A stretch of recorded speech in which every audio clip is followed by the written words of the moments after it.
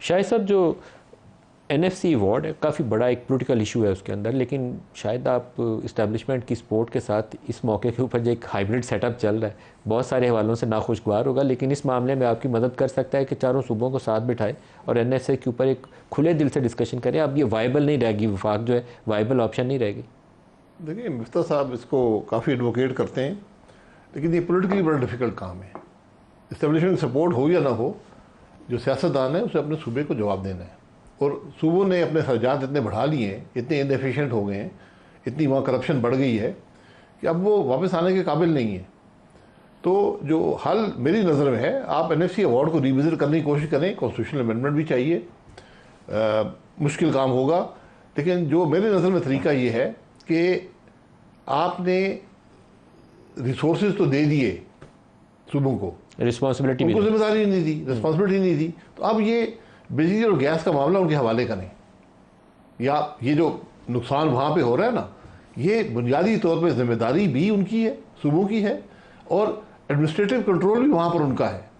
अगर गैस चोरी हो रही है, बिजली चोरी हो रही है, तो ये हुकूमत, वफाकी हुकूमत तो कुछ नहीं कर सकती। आप कहते हैं कि वो पैसा जो सूबों में चोरी हो रहा है उनके डिविजिबल पूल से काट लिया जाए, फिर काट लिया जाए, उनको उसमें एक एडमिनिस्ट्रेटिव उनको उसमें हिस्सा दें, उनके हवाले करें, ये डिस्कोज उनके हवाले कर देंगे, ये नहीं आप डिस्कोज। लेकिन एक ये ऑप्शन भी तो हो सकती है कि डिफेंस और BISP उसके जो जिम्मेदारी है वो सूबों के साथ शेयर की जाए पॉपुलेशन परसेंटेज। जी बिल्कुल, ये भी आप शेयर कर सकते हैं, डिफेंस में कुछ हिस्सा ग्रोथ का शेयर कर सकते हैं। तो ये आपको इस तरीके से मेरा ख्याल आपको ज़्यादा पजीराई मिल सकती है, वरना अमेंडमेंट करना मुश्किल होगा।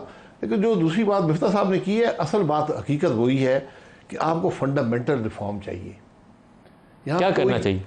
हर शोबे में आपको, हर शोबे में आपका, हर हुकूमत का, गवर्नेंस का हर निज़ाम नाकाम हो चुका है।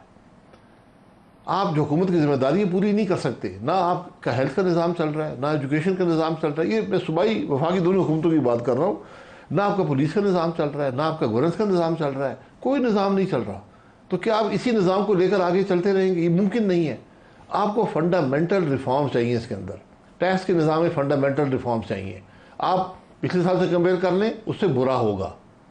सर एक गला सड़ा निज़ाम है, सिर्फ नंबर्स आगे पीछे करके प्रोजेक्शंस दे के कोशिश करते हैं कि पाकिस्तान को आगे ले जा रहे हैं, हम नहीं आगे जा रहे। अकाउंटिंग के प्रोसेस से मुल्क नहीं चलते।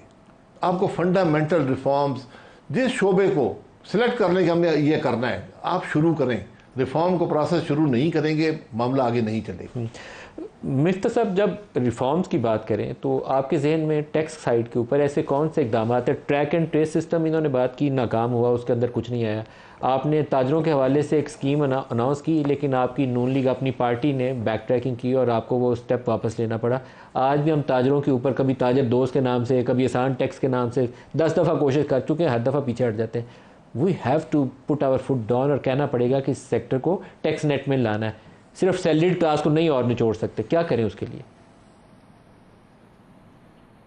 देखिए, एक तो ये है कि जो दो टैक्स हैं सूबों के पास, एग्रीकल्चर टैक्स है जो बहुत कम लेते हैं, और प्रॉपर्टी टैक्स है जिसमें पूरे पाकिस्तान में 6 अरब रुपए प्रॉपर्टी टैक्स, 8 अरब रुपए लिया लास्ट ईयर सब चारों सूबों ने मिलाकर, और सिर्फ बॉम्बे शहर ने 150 अरब रुपए। तो वो दो टैक्स कम से कम वफाक को दे दें, FBR के पास थोड़ा और डेटा भी अच्छा आ जाएगा, और वो कम से कम FBR जो है उससे जो प्रॉपर्टी टैक्स सूबे 8 अरब रुपए लेते हैं वो 200-400 अरब रुपए ले सके। उसके बाद फिर आपने, मेरे नहीं समझ ख्याल है कि रेट्स बढ़ाने चाहिए। मेरे ख्याल से रेट्स को कम करके इसको आप टैक्स नेट में बढ़ाना चाहिए। एक कोशिश जो शायद अब्बासी साहब और मैंने की थी कि हमने एक्चुअली तनख्वाहदार तबके के ऊपर रेट 10 और 15% कर दिया था, लेकिन हमने कुछ कटघन लगाई थी कि जो लोग टैक्स पे रजिस्टर्ड नहीं है वो गाड़ी नहीं खरीद सकते, वो मकान नहीं खरीद सकते, और अगले साल हमारा ये प्लान था कि उनको हम पासपोर्ट भी नहीं देंगे, और 3 साल के अंदर हम ये कानूनी खत्म कर देंगे कि टैक्स ना दहनदगान भी कोई कैटेगरी है, मतलब ये कि आप किसी को चोरी करने की फैसिलिटी नहीं देंगे, और 3 साल के अंदर ये खत्म कर सकते हैं। हमने एक चीज की थी, पाकिस्तान में सबसे ज्यादा लोग जो अपना पैसा संभाल के रखते हैं या अपनी दौलत रखते हैं वो जमीन में रखते हैं। हमने कहा था जो आप रेट लिखेंगे जमीन का वो हमको मंजूर है, हम सिर्फ 1% टैक्स लेंगे, लेकिन अगर आपने कम रखा तो हम डबल पैसों में आपसे खरीद सकते हैं 6 महीने के अंदर अंदर। और सूबों को भी हमने कहा कि आप भी 1% टैक्स लें, स्टैंप ड्यूटी। वो अभी सूबे 8% लेते हैं तो लोग कम टैक्स बताते हैं, लोग कम कीमत बताते हैं। आपको कंप्लायंस करनी पड़ेगी, और डॉक्यूमेंटेशन इकोनॉमी की नहीं हो सकती जब तक कि लैंड वैल्यूज ठीक ना हो। ये FPR रेट, DC रेट ये खत्म होने चाहिए, मार्केट रेट्स पे आना चाहिए, लेकिन रेट्स को आपको कम करना पड़ेगा। पाकिस्तान में अगर आपको टैक्स की कंप्लायंस करनी है सर्विस सेक्टर पर, मिसाल के तौर पे हमारे यहाँ डॉक्टर्स, आर्किटेक्ट्स, ये हजरात भी बहुत कम टैक्स देते हैं। तो इन हजरात को ऊपर लेकिन आप कहें कि यार हम आपसे 5 या 7% टैक्स लेंगे, लेकिन आप टैक्स देना शुरू करें।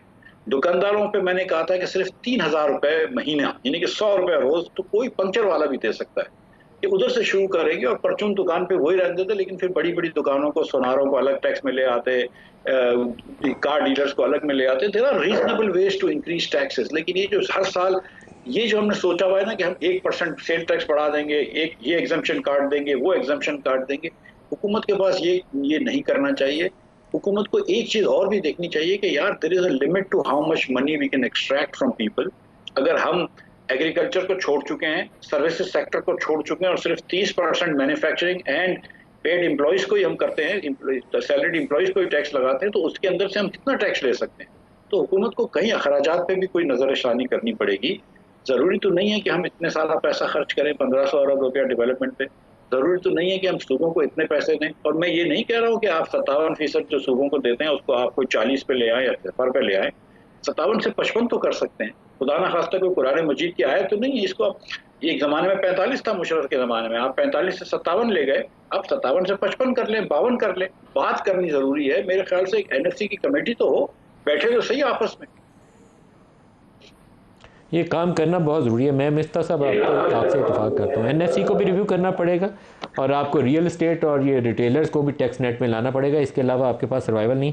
शायद साहब जो आपने एक्सपोर्ट के अभी नंबर्स का जिक्र किया, शायद PTI के दौर में हम एक दफ़ा 31 अरब डॉलर को हिट किया था, उसके बाद से आज तक मुंतज़िर हैं कि दोबारा 31 अरब डॉलर हो जाए। इस साल अगर 30 अरब डॉलर क्रॉस कर लिया तो फिर हम लुडियाँ डालेंगे कि 30 अरब डॉलर हो गई।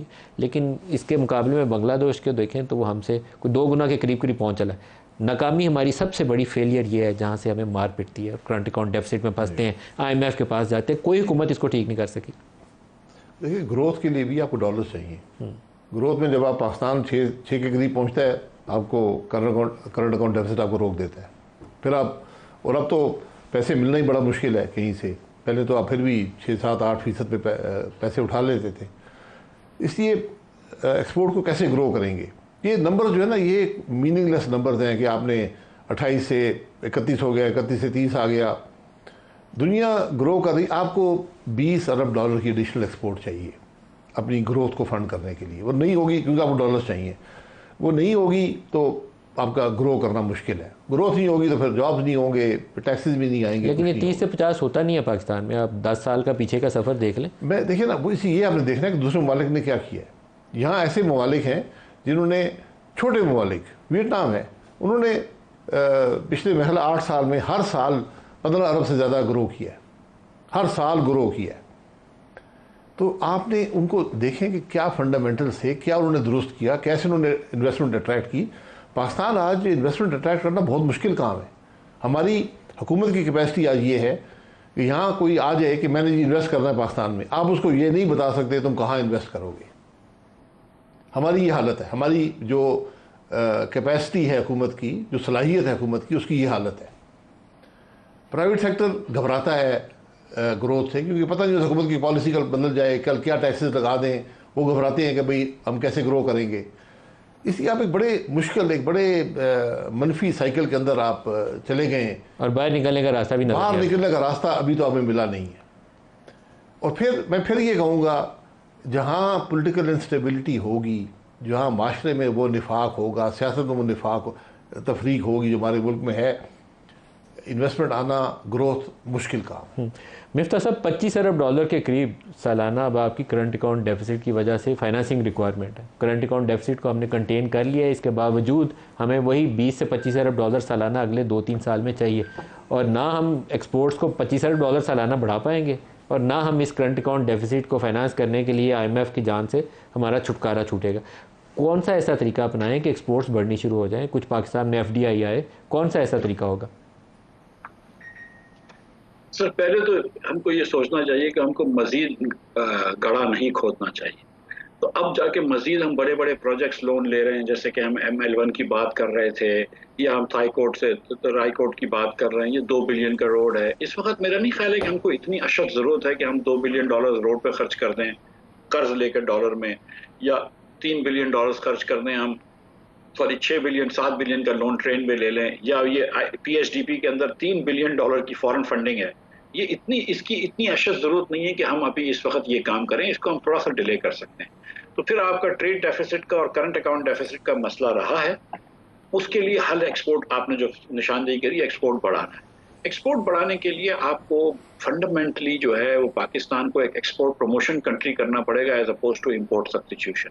लेकिन हम सारे के सारे टैक्सेस जो हैं वो पोर्ट से लेते हैं, 60%, तकरीबन 60 से थोड़ा सा कम फीसद टैक्सेस हमारे पोर्ट से आते हैं। तो हमको थोड़ा सा टैक्स नेट को वाइडन करना पड़ेगा। जब आप टैक्स नेट को वाइडन करेंगे तो फिर आप ट्रेड के ऊपर टैक्स कम करेंगे, आपको प्रोटेक्शन कम होगा, तो पाकिस्तानी कंपनीज जो है वो एक्सपोर्ट करना शुरू करेंगी। साथ साथ आपको पाकिस्तानी कंपनियां वो जो पाकिस्तान ही को बेच रही हैं उनके ऊपर आपको थोड़ी सी टैक्स बढ़ाना पड़ेगा कि यार अगर आप एक्सपोर्ट करेंगे तो हम आपको उसका फायदा देंगे, अगर लोकल बेचेंगे तो नुकसान करेंगे। और कॉस्ट ऑफ डूइंग बिजनेस सस्ती करनी पड़ेगी। अगर पाकिस्तान में खित्ते से सबसे ज़्यादा महंगी गैस हो, पाकिस्तान में खित्ते में सबसे ज़्यादा इंडस्ट्रियल बिजली हो, और पाकिस्तान में पानी के मसले हों, पूरी कराची की इंडस्ट्री को पानी खरीदना पड़ता है, लॉ एंड ऑर्डर का आपको पता है पूरे पाकिस्तान में। लेकिन fundamental difference between Bangladesh and Pakistan has sprung up from the 1990s, जब आपका लॉ एंड ऑर्डर खराब हुआ, तभी हिंदुस्तान आगे बढ़ गया और बांग्लादेश आगे बढ़ गया। आज आपके पास कोई भी यूरोपियन या अमेरिकन बायर या फार ईस्टर्न बायर पाकिस्तान आने के लिए तैयार नहीं है। तो जब वो पाकिस्तान 3 दिन के लिए नहीं आने के लिए तैयार है तो वो इन्वेस्ट तो नहीं करेगा। तो आपको यहाँ पे लॉ एंड ऑर्डर भी ठीक करना पड़ेगा। हम बात करते हैं आप ठीक हो गया, लेकिन नहीं हुआ है। लॉ एंड ऑर्डर ठीक करना पड़ेगा, आपको बेसिक सिविक अमेनिटीज देनी पड़ेंगी, बिजली, पानी, गैस। आपके इंडस्ट्रियल स्टेट्स हैं, सारी चीज़ें तैयार हैं, आप उसमें बिजली, पानी, गैस नहीं देते। कराची के अंदर अगर आप लैंड लेने जाएं कोरंगी में, तो इंडस्ट्रियल लैंड 70 करोड़ रुपए का है। अब 70 करोड़ रुपए का कोई लैंड ले लेगा तो उसके बाद इंडस्ट्री क्या लगाएगा?